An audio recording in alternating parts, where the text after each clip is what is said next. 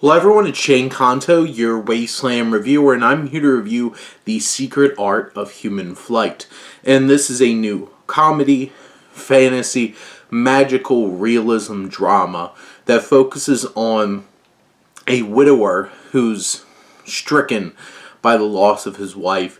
He is completely depressed, but finds this strange man on the dark web who is going to teach him how to fly.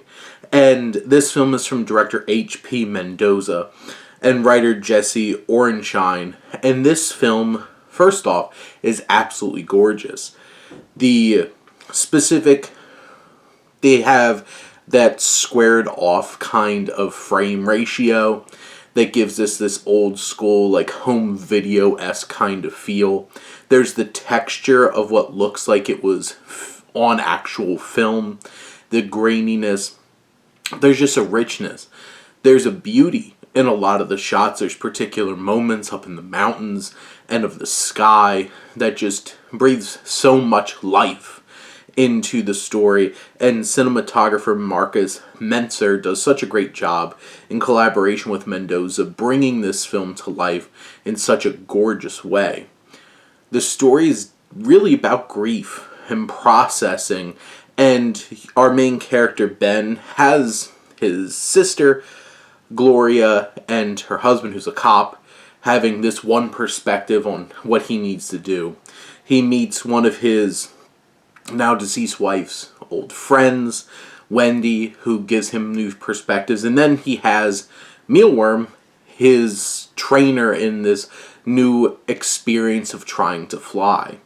And all these varying perspectives, it also brings into like the challenges of grief and what it'll push you towards and how other people can take advantage of that. And it deals with all of those themes, these ideas in such a rich, funny, empathetic kind of way. This film has such a great personality and atmosphere and voice to it that you have a smile on your face, but also your heart's breaking at a lot of moments as well. And also, by the end, have such a catharsis and just an enrichment of hope that comes like rushing back for our main character and for the audience. I think Grant Rosenmeyer does such a great job bringing so much empathy to this character of Ben and adding those layers. It's his reactions. It's his facial expressions. It's just the way that he navigates this absurd situation. Paul Raci, who plays Mealworm, is so great in this. After that great amount of praise that he got at The Sound of Metal, this film finds him as this strange, offbeat, Winnebago driving kind of guru of this art.